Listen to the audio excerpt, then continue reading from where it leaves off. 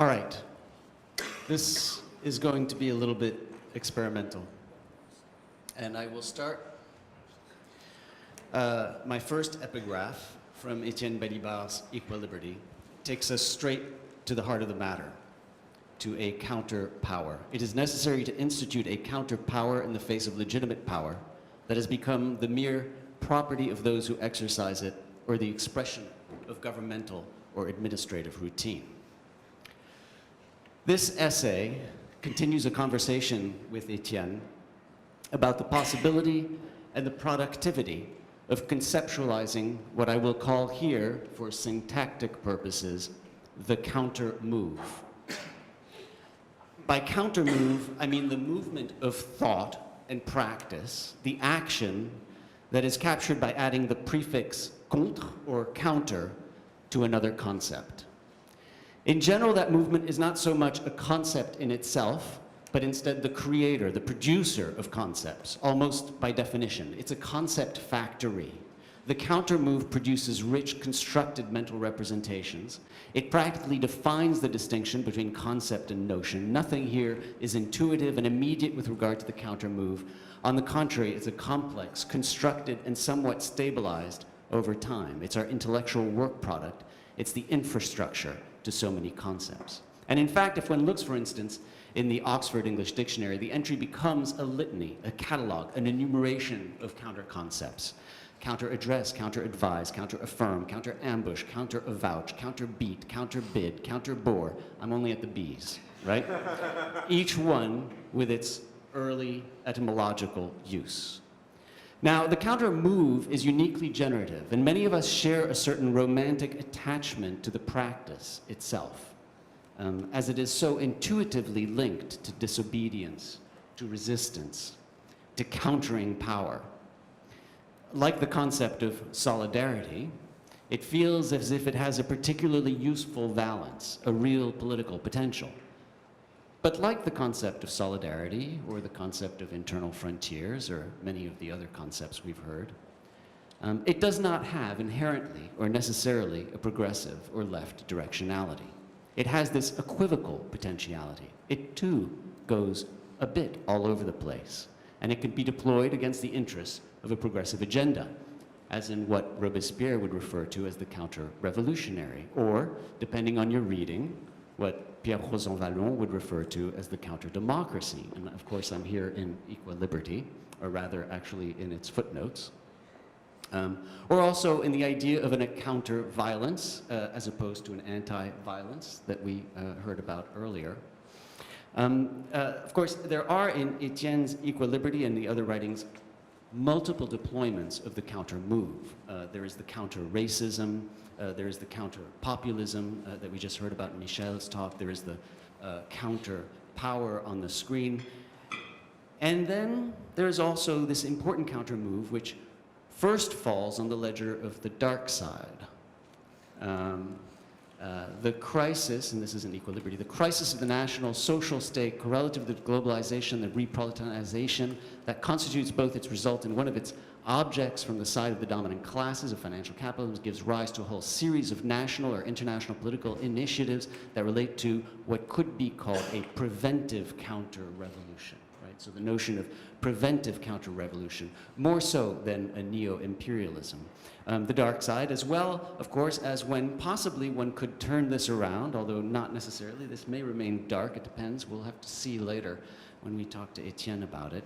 Eliciting in response, as a revolutionary response, or if you like, the counter-revolution, according to the scheme of going to extremes. How then do we, or perhaps I, deal with, on the one hand, this romantic attachment to the counter-concept and to the concept factory that seems sometimes to do good work, that also has a dark side, or simply perhaps no necessary political valence, like so many of these other political concepts? How do we deal with that romantic attachment when, in fact, it can lead in the other directions? And what I'm going to argue today is that there is a peculiarity about the counter-move that may distinguish it from others to other conceptual moves, and that is tied to its particular movement. And that's what I'd like to explore. I'm going to argue first that the counter move can be very productive, for good or for ill. But second, and more importantly, that it can function in a particular way, in a uniquely powerful way. When it functions at its best, it achieves something remarkable. It goes beyond the play of counter moves to achieve something unique or absolute or perfect in a way that no longer depends on the earlier countering that it was doing. Now, this is not, I'm going to suggest, a dialectic. It's not a question of an opposition that leads to a, well, use your word, a synthesizing moment, say, for instance, to be simple.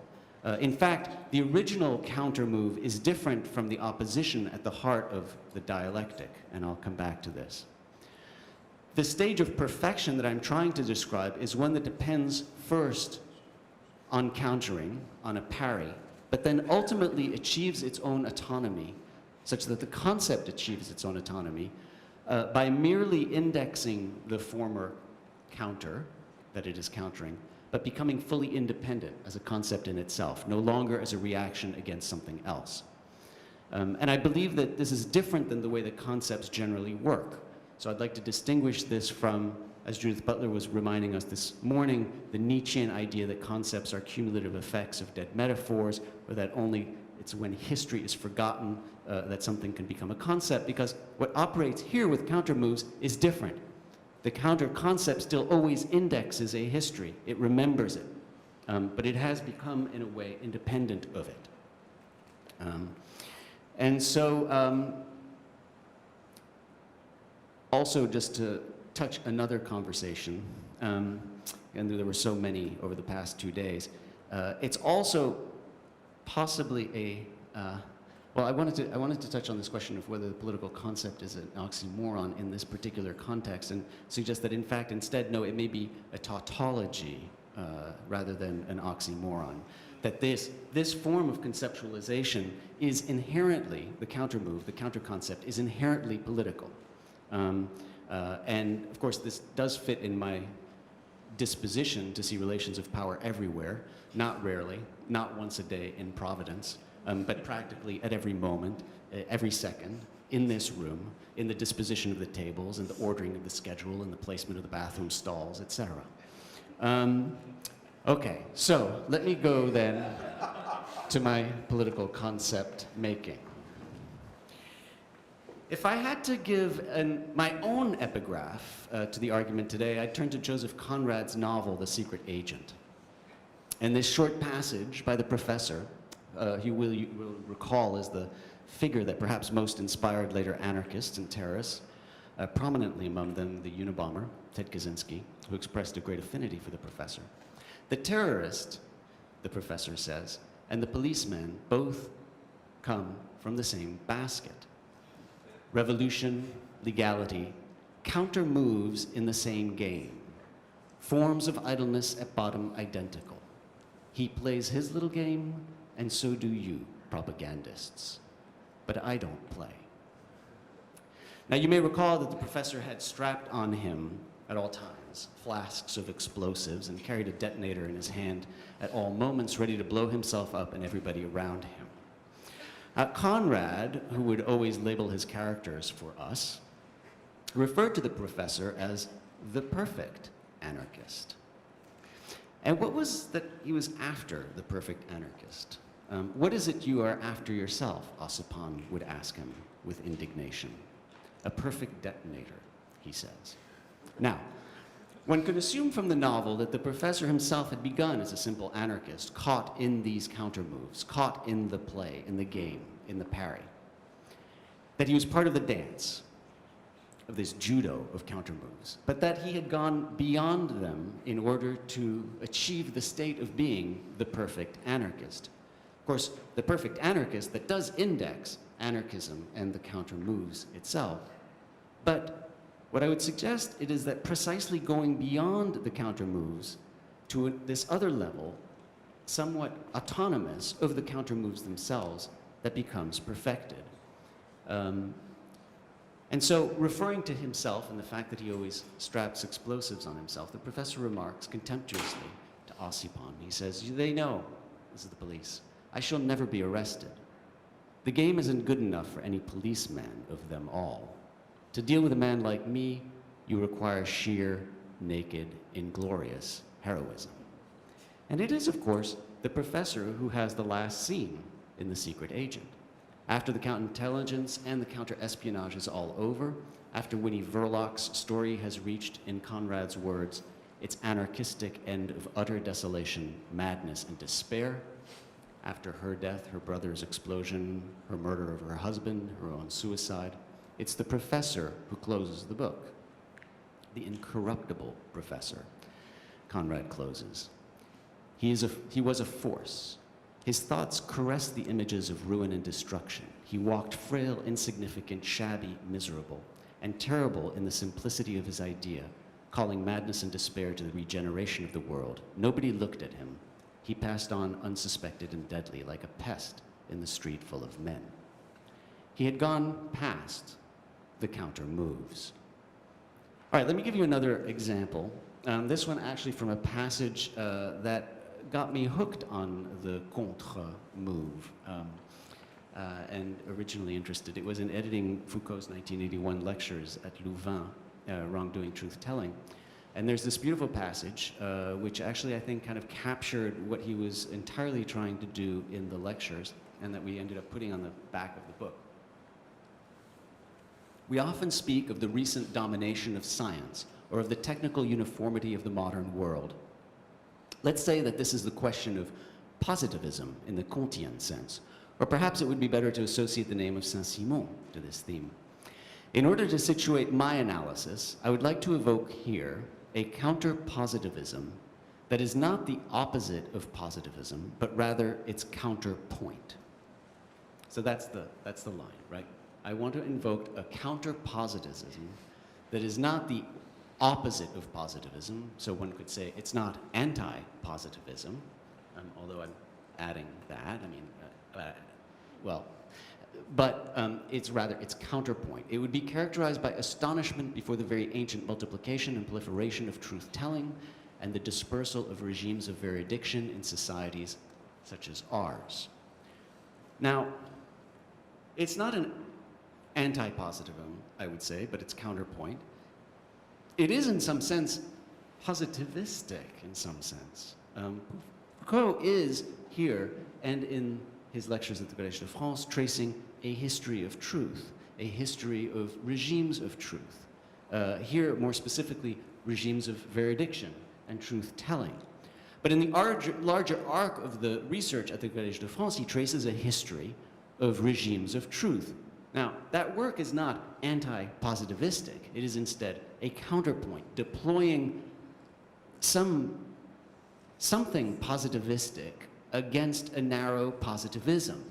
And it culminates, I take it, in a philosophical intervention that is somehow autonomous of positivism, that doesn't depend on it, that no longer just responds to it, right? And that's the point. It no longer just responds to it, it becomes its own thing, a philosophical method, a way of seeing the world. So it has overcome positivism and the countering while always indexing it and remembering it, and while always in some sense pointing to it. The counter move was for Foucault as well a conceptual factory. Etienne made this apparent during the course of his seminar on Foucault at Columbia last fall, which I had great fortune to attend. Etienne began to identify the importance of certain counter terms in Foucault's work, and over the course of a series of emails, we began to accumulate a list of the many counter-moves in his work, in the débat with the Mao, le contre-pouvoir, the contre-histoire, and society must be defended, the counter-conduct, of course, which I'll come to in STP, counter-society and security, territory, population, la contre-justice, in an interview at the time of the Maos, the counterweight of governmentality in the birth of biopolitics, psychoanalysis as a counter-science in the order of things. Throughout his writings and his lectures, it seemed, Foucault constantly returned to the prefix to create this kind of a concept that would, I think, overcome the game of countering. And of course, when one starts to collect all of these counter moves, it almost feels as if the conceptual practice is at the heart of Foucault's political intervention. And I have to say, I think it's also at the heart of Etienne's work as well. In discussing the Collège de France lectures, right? I mean, Etienne developed a notion of a counter-politics in the seminar, in contrast to le politique, the apolitical or the unpolitical. And then further, this past summer, at a conference in Créteil, at Créteil on assujettissement and subjectivation, this past June, Etienne developed the concept of the counter, or pushed this concept even further. And my sense from your talk, Etienne, but I don't want to put words in your mouth, but you will come back to it. But you remember the origin of my obsession with that I mentioned, which was, I'm sorry to interrupt. Yeah, you, go. Give me a little bit to 1 minute. Of course, Foucault is one source, but the other one is a disturbing phrase that Althusser was very fond of, namely, just as, so it was in French, just as a contre-torpilleur, a counter-destroyer, is still a destroyer, a counter-transference is still a transference. And at some point, it occurred to me that a perilous additional use of that trope, it's a trope, could be, and a counter-revolution is still a revolution. Right. So let's come to that.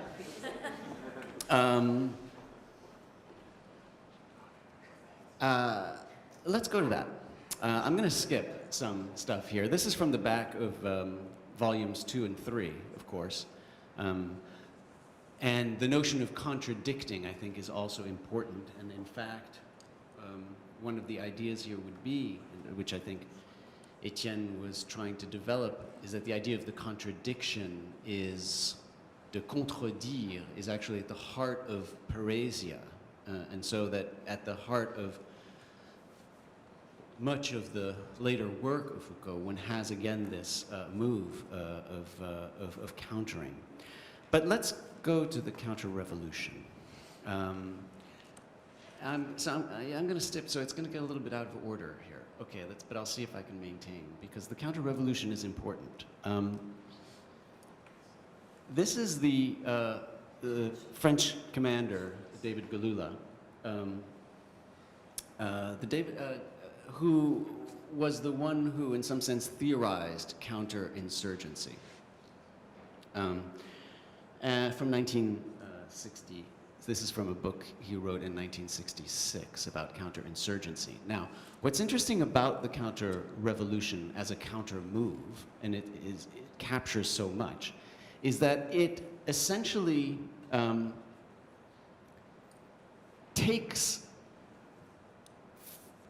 as its basis Maoist strategy, okay?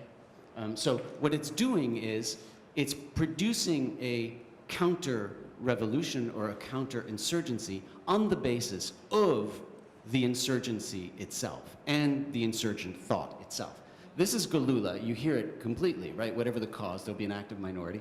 What's fascinating, of course, is when you get to 2006 and you get to General David Petraeus's possible Secretary of State at this point.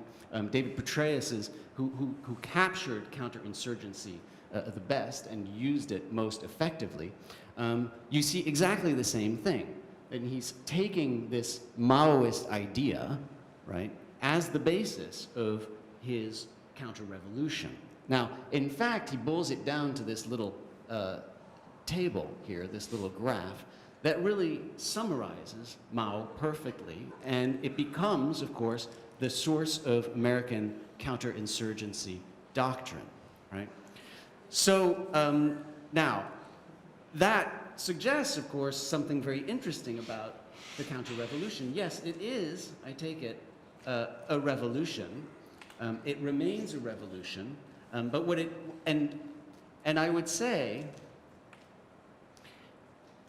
and so here I'll go to the, I'm just diving to the end. It has become, in the United States, as a result of several historical waves that have included first a wave of transition in military strategy in the United States from large-scale battlefield warfare to counterinsurgency warfare, first. Second, a wave of transformation of foreign policy that has absorbed counterinsurgency as the model of dealing with intelligence, indefinite detentions, etc. And a third wave of domestication of that counterinsurgency doctrine and its application domestically in terms of the militarization of the police forces and the way in which we treat protesters. That what has ultimately happened is that the counter-revolution has become unmoored from any revolution, right? And that's what is so remarkable about the American counter-revolution today, is that there is no insurgency in this country. And yet, through this move of counterinsurgency, right, we have a new way of governing that effectively it's sans insurgency. So there's no insurgency on domestic soil, but there's a creation of a fictitious insurgency, which is becoming, in some sense, identified as Muslims, right? The active minority is becoming, quote unquote, Muslims. A fictitious. So so what's happened, and this is precisely the move of the counter that I am interested in, is the way in which that particular move can then achieve a point of becoming its own political concept, its own thing, a form of governmentality that doesn't depend anymore on the fact that it needs to counter anything whatsoever. Okay, I ended up jumping all over the place in order to address this question. It remains a revolution. No, not at all, not at all, not at all, not at all. I wanted to say three quick things about this. First, the counter is not the anti, but we can talk about that. I think that's pretty clear. We've had some discussions about it in terms of kind of the anti-Marx of Foucault, whether one can think of it as an anti-Marx or a counter-Marx, and we've had some discussions about that, particularly in the context of the 1972 lectures. I would argue that insofar as Foucault himself was supplementing but not displacing the accumulation of capital by the accumulation of docile bodies, that we were facing there a contre-Marx, at least in the early 1970s, which was the most Marxisant period for Foucault. That would be the first thing. The second thing would be there's a certain interiority to the counter move. There's an internal logic. It mimics, in some sense, immanent critique. And here I think you could turn to Arnold Davidson's essay in praise of counterconduct, where he writes that it's in the interiority of the relationship, I think, he writes about the interiority of the relationship between points of resistance and relations of power, and he also writes about the interiority of the counter-conduct. So the counter-move has a particular kind of interiority. He writes, in Security, Territory, Population, Foucault also emphasizes the non-exteriority, the immanent relation of conduct and counter-conduct. The fundamental elements of the counter-conduct analyzed by Foucault are not absolutely external to the conduct imposed by Christian pastoral power, right? They share a series of elements that can be utilized and reutilized, re-implemented, reinserted, taken up in the direction of reinforcing a certain mode of conduct or of creating and recreating a type of counter-conduct. Now, he explains in this essay the kind of, quote, tactical imminence of counter-conduct to conduct. And he argues that counter-conduct is, quote, not simply a passive underside, a merely negative or reactive phenomenon, a kind of disappointing after effect. Instead, counter-conduct are not les phénomènes en creux, right? So there isn't this negativity to it. They are there is a productivity, Arnold writes, a productivity of counter-conduct which goes beyond the purely negative act of disobedience. Now, some of this sometimes characterizes it a little bit melodramatic, because in part it's not tied to the notion of the counter, but tied to the ethical dimension of the conduite des conduites that it is countering in some sense. So a lot of the romanticization of the notion of counter-conduct here relates to the specific ethical dimension of pastoral conduct. And it's for this reason, I think, that for Davidson, the notion, he writes, the notion of counter-conduct adds an explicitly ethical component to the notion of resistance. I think that that is peculiar to conduct of conducts and not necessarily tied to the counter move itself as a method. But I think that this notion of interiority certainly applies.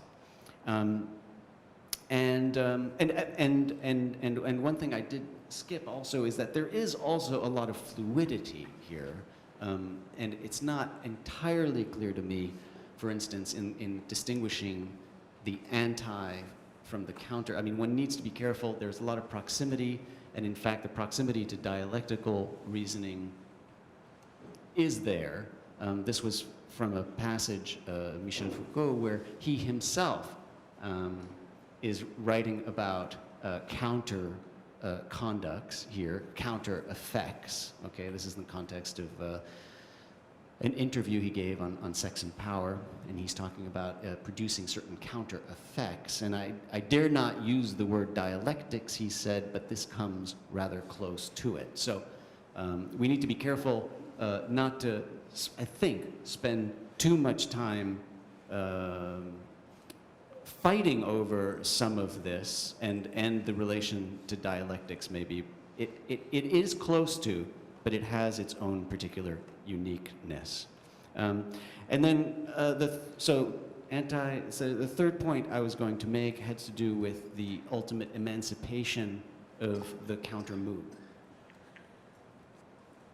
When the counter move works at its best, it gives rise to something that is neither the opposite nor even the dance partner, but instead is perfectly autonomous and self-sufficient, a concept that functions all on its own. Counterconduct is no longer conduct that resists something, but conduct that becomes its own form, a pure form of force, of disobedience, or of resistance. The example there being, I think, on its dark side, the American counter-revolution today that is in existence without any form of an insurgency, and which has just gotten a lot worse, at least if one listens to the words of Donald Trump. All right. Despite that dark triumph of the Dark Lord, I think that in the end, the concept of the counter move can bring us to the heart of resistance and disobedience. It might be possible to develop a theory of the counter move as one among other forms of critique, also to try and build on an earlier notion of political disobedience, to draw on the energy and the positivity of needing to counter, and to try to achieve that overcoming. The simple model that I have in mind, of course, is something from martial arts.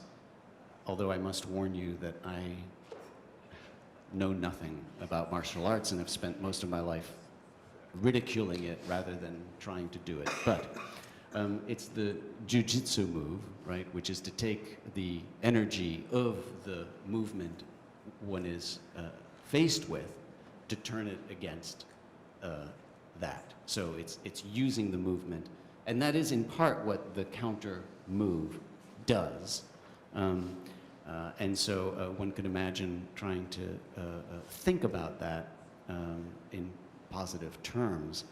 Perhaps that is the counter revolution that Etienne does or does not endorse in Equal Liberty. It's possible that especially today we need to even more go counter, but in the sense of counterplay, in the sense of exceeding the ideology we counter to achieve something autonomous. I take it that's what happens when jiu-jitsu becomes an art form or a business, when the counter-revolution becomes a form of governmentality in the absence of any insurgency, when the counter-reformation becomes something greater than a response to the Protestant Reformation, but instead a new form of governmentality, when counter-positivism becomes a philosophical method that need not refer to positivism anymore, or when, in Joseph Conrad's book, the professor becomes himself the perfect anarchist who has gotten past the play of the game of counter moves. Thank you.